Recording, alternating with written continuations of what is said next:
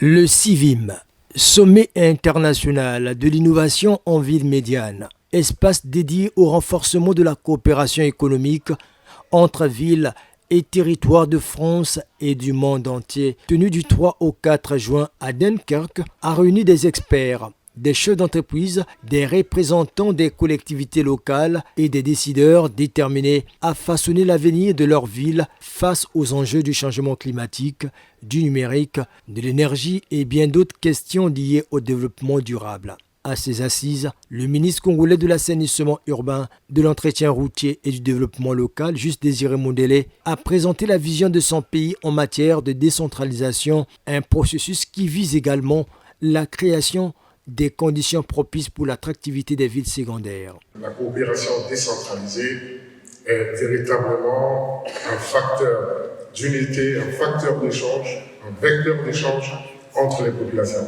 Des jeunes engagés qui, à travers l'intelligence artificielle, à travers l'innovation technologique, sont tout parfums de ce qui se passe dans le monde.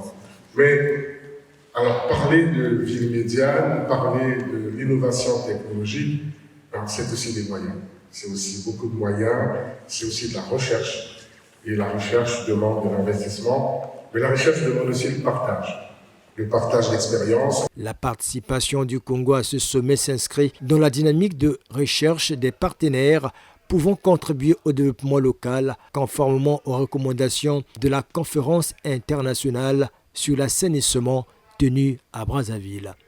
Alors pourquoi la présence du ministre congolais en charge de l'assainissement, de l'entretien et du développement local? C'est simplement parce que nous avions organisé en 2023 la première conférence sur la décentralisation et le développement local, et il y a eu beaucoup d'accords concrets, des accords de coopération, de jumelage, et la ville de Kintélé, ville médiane, avait été jumelée à Nevers, et nous avons des villes de taille moyenne, Owando, Mosenjo, Dolizy, Oyo et bien d'autres, et qui ont besoin de faire face aux défis qui s'imposent aujourd'hui à toutes les villes médianes, qui sont les défis de l'assainissement, les défis de l'entretien des voiries urbaines, les défis de la qualité des eaux et autres. Et le monde, il est global et il est important de partager les expériences, d'échanger aussi en termes d'experts, d'expertise. Et donc, pour nous, le CIVIM est une plateforme importante. Vous vous demandiez pourquoi il n'y a que les Québécois et les Français. Il n'y a pas que les Québécois et les Français. Je crois que le président Denis Thuriot l'a rappelé. Il y a bien d'autres nationalités et nous espérons accueillir en juin 2026. En tout cas, on est en train d'en parler déjà avec le CIVIM. Le prochain sommet au niveau, le premier en tout cas, en Afrique. Et c'est l'occasion aussi pour nous de remercier notre partenaire, parce que ce partenariat est en train visiblement et véritablement de se renforcer.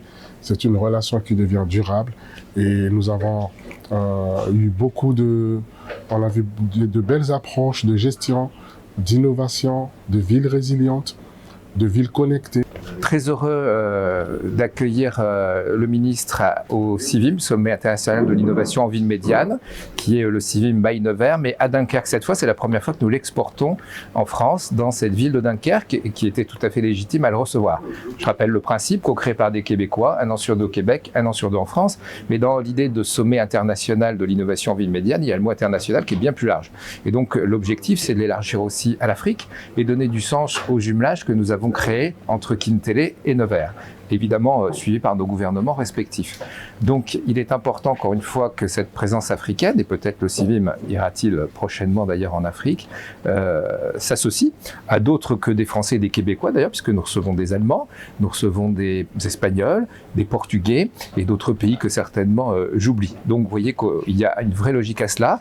En plus, dans le portefeuille du ministre, il y a la voirie, et il y a des solutions d'ailleurs dans ce domaine qui intéressent toutes les villes ici présentes. Il y a également en matière d'assainissement verdissement, qui est un enjeu pour l'ensemble des continents et de plus en plus, avec la problématique aussi des ressources en eau qui se font de plus en plus rares. Donc derrière tout ça, nous souhaitons travailler avec l'ensemble des pays du monde. Je reviens d'ailleurs du Vietnam et c'est un sujet qu'on a abordé là-bas aussi. Donc c'est important pour tout le monde, c'est gagnant-gagnant. On partage nos solutions, on coopère et on donne du sens au partenariat entre les pays et les gouvernements. Le sommet international de l'innovation en ville médiane 2025 a été tenu sur fond de l'innovation au service de la transition énergétique et environnementale.